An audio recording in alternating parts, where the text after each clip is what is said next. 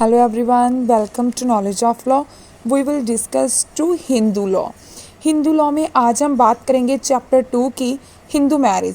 Hindu marriage का जो chapter है ये सेक्शन 5 to 8 डील करता है, बट जो इसमें सेक्शन हमारा 6 है गाइज वो रिपील्ड हो गया है.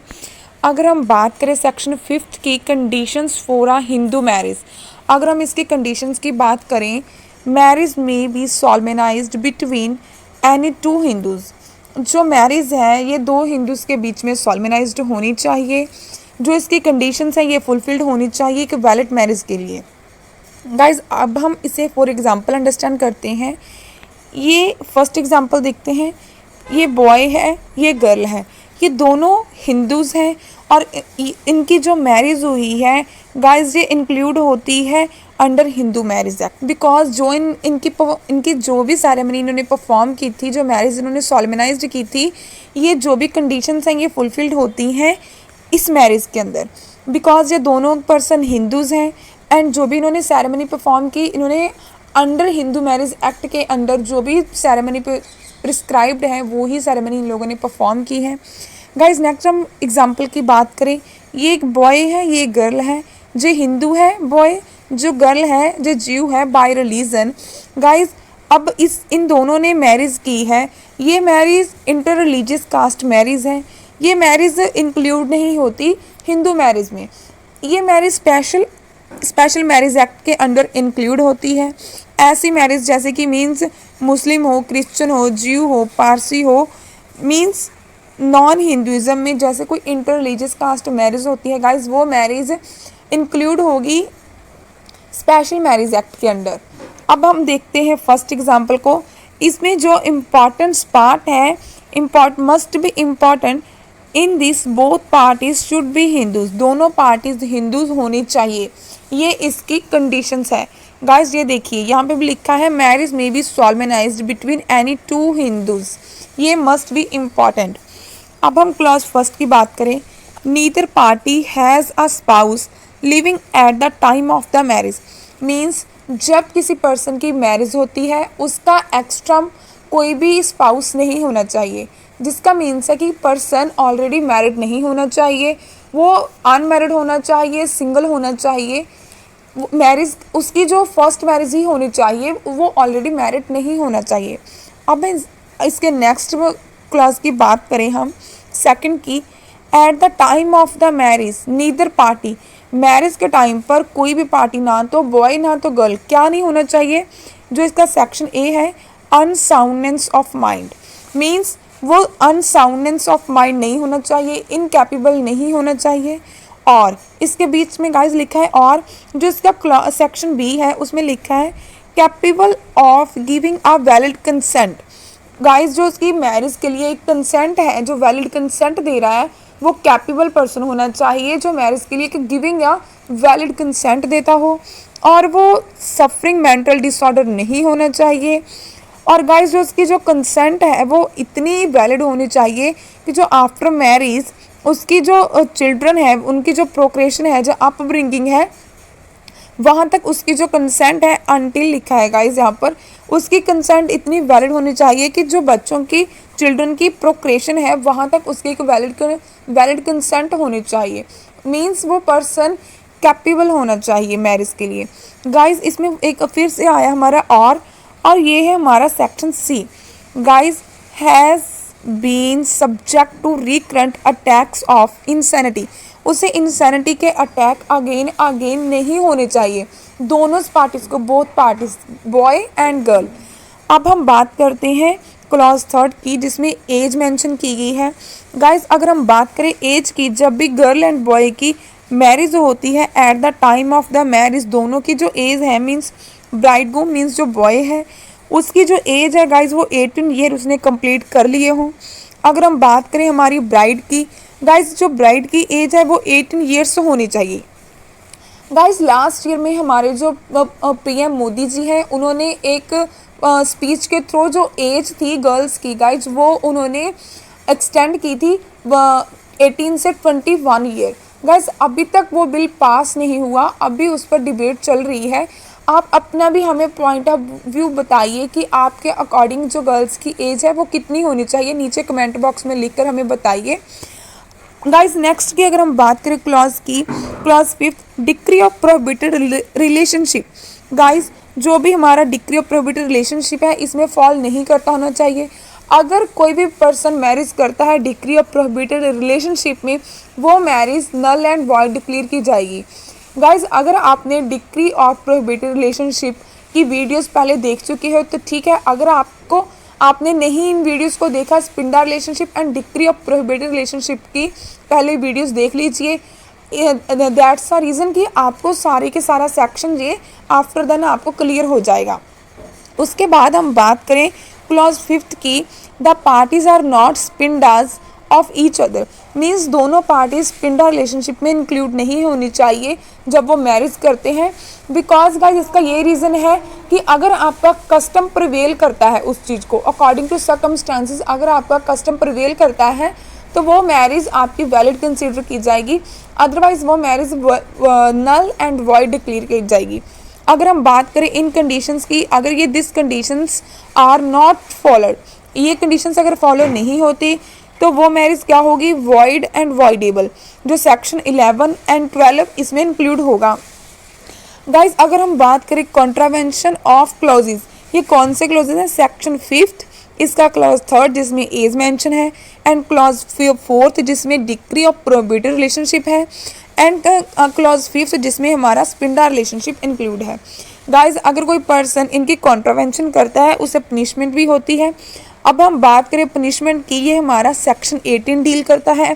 सेक्शन 5 का जो क्लॉज 3 है जिसमें एज मेंशन है, गाइज अगर कोई पर्सन इसके अगेंस्ट जाकर मैरिज करता है तो उसे रिग्रेस इम्प्रिजनमेंट होगी। रिग्रेस का मीन्स है उसे स्ट्रिक्ट पनिशमेंट होगी, एंड प्लस 2 ईयर की वो पनिशमेंट होगी, एक्सटेंड भी हो सकती है गाइस इसमें लिखा है, और जहाँ फिर उसे फाइन भी हो सकता है 1 लाख तक का, इससे ज़्यादा भी हो सकता है, जहाँ उसे गाइस दोनों भी हो सकती है, पनिशमेंट भी एंड 1 लाख का उसे फाइन भी हो सकता है। इसके बाद में आता है केस लॉ।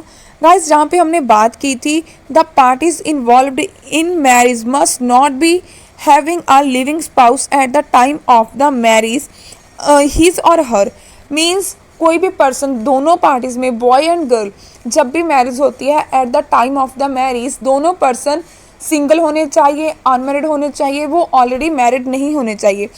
फॉर एग्जाम्पल अगर कोई पर्सन मैरिड होता है, जो मान लो कि एक पर्सन है मैन, गाइज वो मैरिड है ऑलरेडी, वो सेकंड मैरिज करता है तो वो बाइगैमी में फॉल करता है, वो बाइगैमी कमिट करता है। तो अगर गाइज इससे हम केस लॉ के साथ अंडरस्टैंड करते हैं हमारी बाइगैमी को, यमुना बाई अनंत्रो आदव वर्सेस अनंत्रो शिवराम आदव 1988 का ये केस है।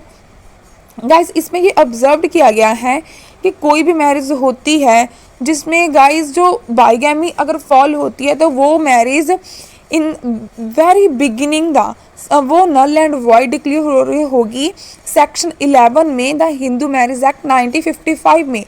गाइज वो मैरिज हमारी नल एंड वॉइड डिक्लेयर होगी। गाइज अगर हम बात करें हमारी सोसाइटी की, तो इस चीज़ को पहले से ही गाइज ख़त्म किया जा रहा है, एलिमिनेट कर रहे हैं, ये चीज़ प्रैक्टिस में नहीं है, बिकॉज इसका सोसाइटी में बहुत ही एक बहुत रॉन्ग इफ़ेक्ट पड़ता है ऐसा हमारी सोसाइटी में। गाइज अगर कोई पर्सन बाइगैमी कमिट करता है तो उसका हमारा आईपीसी में सेक्शन 494 एंड 495 में उसकी पनिशमेंट है, ये एक नॉन कॉग्निजेबल ऑफेंस है। अगर हम पनिशमेंट की बात करें उसे 7 ईयर की इम्प्रिजनमेंट होती है एंड उसे फाइन भी होता है। गाइज इसके बाद अगर हम बात करें हमारी बाइगैमी की, गाइज जो हमारा सेक्शन 17 है हिंदू मैरिज एक्ट 1955 का, ये तो इसे नॉन एग्जिस्टेंस मानता है, एग्जिस्टेंस में नहीं मानता, जो हमारा सेक्शन 17 है। गाइज अगर हम बात करें हमारी अब लैंडमार्क जजमेंट की, गाइज इसे हम जजमेंट को देखेंगे। First judgement Jatinder Kumar Sharma versus state and another. Guys ये जो केस लॉ है, जजमेंट है सॉरी, ये दिल्ली हाई कोर्ट की जजमेंट है जो 11 अगस्त 2010 में डिसाइड की गई थी। कि जो मैरिज है ये वैलिड मैरिज की कौन कौन सी ग्राउंड है जो हमारे under section 5 Hindu marriage act 1955 में इंक्लूड है, मेंशन है। गाइज इसमें हम बात करेंगे जो केस है हमारा Jitendra Kumar Sharma versus state and another. Guys इसमें जो माइनर पार्टीज थी उन्होंने गाइज फॉल इन लव में उन्होंने मैरिज की। गाइज आफ्टर मैरिज वो लोग इलॉप्ड हो गए, भाग गए। उसके बाद जो गर्ल का फादर है उसने एक पटिशन फाइल की हाई कोर्ट में, दिल्ली हाई कोर्ट में। तो गाइज वहाँ पर अगर हम बात करें दिल्ली हाई कोर्ट की, वहाँ पर उन्होंने एक पॉइंट किया कि जो सेक्शन 5 है इसका क्लॉज 3 है neither ground for void marriage. Guys जो इन्होंने इस ग्राउंड पर ये बोला कि जो मैरिज है ये वॉइड डिक्लेयर नहीं होगी, neither ground for void marriage, ये उन्होंने ओपन किया इस जजमेंट में। एंड गाइज उन्होंने ये भी बोला कि जो माइनर्स हैं, माइनर कपल हैं, उनके पास फ्री कंसेंट है, वो एक दूसरे के साथ any compulsion, without any compulsion, family की रिस्पेक्ट करते हुए भी वो एक साथ एक दूसरे के साथ रह सकते हैं, उन्हें ऐसी कोई कंपल्शन नहीं है।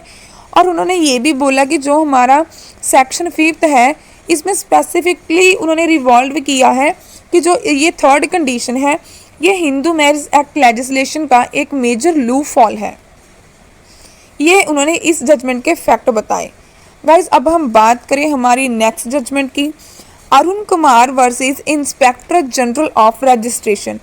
गाइज इस जजमेंट की अगर हम बात करें ये मद्रास हाई कोर्ट की जजमेंट है, ये रिसेंटली जजमेंट ये डिलीवर हुई थी जिसमें बात की थी Arun Kumar versus inspector general of registration 2019 की। गाइज इसमें अगर हम बात करें इसमें फंडामेंटल राइट्स को बताया गया है। जो फंडामेंटल हमारे राइट्स हैं वो इस जजमेंट में अवेलेबल हैं, जैसे कि ट्रांसजेंडर फीमेल की बात की गई है यहाँ पर, उसे भी एक जो मैरिज है हमारी गाइस उसे भी उस मैरिज में इंक्लूड किया गया है ट्रांसजेंडर फीमेल की। गाइस इसमें अम्बिट किया गया है, जो ब्राइड है ब्राइड में हमारी ट्रांसजेंडर फीमेल को भी इंक्लूड किया गया है। गाइस इसमें बात की गई है हमारे GR स्वामीनाथ, अगर हम बात करें जस्टिस GR स्वामीनाथ की, उन्होंने ये ओपन किया जो मैरिज होती है between a man and a trans women both being Hindu will be considered as a valid marriage under section 5 of Hindu marriage act 1955। Means जो मैरिज है एक मैन एंड ट्रांसजेंडर फीमेल के बीच जो मैरिज होती है ये एक वैलिड मैरिज कंसिडर की जाती है। गाइज इसमें अगर हम बात करें हमारे आर्टिकल्स की, आर्टिकल 14 जो इक्वालिटी ऑफ लॉ की बात करता है। गाइज इसमें अगर हम बात करें उसमें इक्वालिटी ऑफ लॉ की बात की गई है आर्टिकल 14। आर्टिकल हम 19 की बात करें, इसका 19 section 1 and sub section A की बात करें। गाइज इसके बाद आता है हमारा आर्टिकल 21 एंड 25 इंडियन कॉन्स्टिट्यूशन के, जिसमें हमारी 21 की बात करें protection of life and personal liberty. Guys in चीज़ों को मेंशन किया गया है हमारे कॉन्स्टिट्यूशन के आर्टिकल्स को, जिसके थ्रू एक पर्सन के पास राइट है अपनी लाइफ को पर्सनल वो अपनी लाइफ को गाइज वो उसके पास लिबर्टी है अपनी लाइफ को प्रोटेक्ट करने की एंड प्रोटेक्शन ऑफ लाइफ। अगर कोई पर्सन मैरिज करता है तो गाइज उसको एक सेफ गार्डिंग एक प्रोटेक्शन भी होनी चाहिए एंड उसके पास एक राइट है पर्सनल लिबर्टी का, ये जजमेंट में बताया गया है। गाइज अगर हम बात करें हमारी 3rd जजमेंट की, Gurvinder Singh versus state of Punjab. Guys ये हमारा Punjab and Haryana high court का ये रीसेंट जजमेंट है जिसमें जो अपहेल्ड किया गया है इम्पॉर्टेंस आर्टिकल को जो हमारा 21 है, 21 article protection of life and personal liberty पर है। गाइज इसमें बताया गया कि पर्सन के पास एक पर्सनल लिबर्टी है ऑफ एवरी सिटीजन, जिसमें उसको एक नीड है कि वो इंश्योर्ड हो हमारी स्टेट से, कि वो एक सेफ गार्डिंग हो, सेफ गार्डिंग ड्यूटी बनती है हमारी स्टेट की कि एक पर्सन को पर्सनल उसके पास उसकी प्रोटेक्शन हो लाइफ की एंड उसके पास पर्सनल लिबर्टी है अपनी लाइफ को लिविंग करने की। गाइज ये इस सेक्शन 5 के क्लॉज 3 की बात की गई है हिंदू मैरिज एक्ट 1955 में। हमारे आर्टिकल 21 की जो कंडीशन है गाइज उसमें ये ले डाउन की गई है, जो प्रोविज़न है does not make the marriage void पर से the life and liberty of the parties involved the marriage need to be protected and grounds that article 21। Guys यहाँ पर 21 आर्टिकल को मेंशन किया गया है कि एक पर्सन के अगर कोई पर्सन मैरिज करता है जो फॉल करती है सेक्शन 5 के क्लॉज 3 को, तो गाइज अगर उस मैरिज की अगर हम बात करें तो उस पर्सन के पास protection of life and personal liberty का एक राइट है उस पर्सन के पास जो पर्सन इसमें फॉल करता है।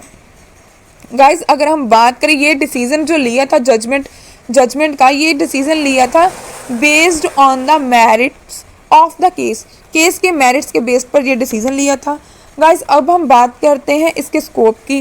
कोई भी पर्सन है, इसके जो स्कोप है, कोई मैन है या वोमेन है जो नंबर ऑफ ईयर से एक साथ एक दूसरे के साथ रह रहे हैं एक ही छत के नीचे, तो गाइज लॉ वहाँ पर बोलता है कि उससे प्रिजम्पशन है कि वो एक हस्बैंड एंड वाइफ की तरह ही लाइफ को लिविंग कर रहे हैं। ये हमारा केस था SPS बल्लू सुब्रमण्यम वर्सेस सुरत्या 1992 का ये केस लॉ है। गाइज हम नेक्स्ट बात करें जो नेसेसिटी की। गाइज इसमें नेसेसिटी ये है कि जो हमारी हिंदू मैरिज है इसमें अगर कोई क्रिश्चियन लेडी है उसने कन्वर्टेड भी किया है, वो क्रिश्चियन है, बट अगर वो हिंदू पर्सन के साथ मैरिज करती है वो not a valid marriage. Guys ये हमारे पहले भी जब ये सेक्शन स्टार्ट हुआ था, बिगनिंग थी, उसमें लिखा है जो मैरिज है ये सॉल्मेनाइज्ड होनी चाहिए, may be solemnized in the 2 person Hindu होने चाहिए, ये कंपल्शन है। गाइज ये भी केस था हमारा विजय कुमार VK देवबालन, ये 2003 का केस लॉ है। गाइज अगर हम बात करें यहाँ पर चाइल्ड मैरिज की, कोई भी मैरिज सॉल्मेनाइज्ड होती है अगर इसकी कॉन्ट्रावेंशन होती है क्लॉज 3 के सेक्शन 5 की, तो गाइज वो मैरिज नॉट वॉइडेबल नहीं हो सकती। वो मैरिज ना तो वॉइडेबल है, neither void and not voidable. Only अगर वो होती है तो उसमें पर्सन को लाइबल करता है पनिशमेंट के लिए। अगर कोई पर्सन सेक्शन 5 के 3rd क्लॉज को फॉल करता है तो वो marriage not void and not voidable declare होगी, जस्ट उसको एक पनिशमेंट होगी जो हमारी मेंशन की गई है सेक्शन 18 में। गाइज अगर हम बात करें यहाँ पर क्लॉज 4 के ऑफ सेक्शन सब सेक्शन 2 के सेक्शन 13 की, गाइज अगर इस चीज़ को कोई पर्सन फॉल करता है तो वो अमेंडमेंट की गई है हमारे एक्ट 1976 में जो डिवोर्स की ग्राउंड बनती है, तो वो person can be granted divorce. ये हमारा केस था ये वाला। गाइज अगर आपको ये वीडियो अच्छी लगे तो इसे लाइक कीजिए।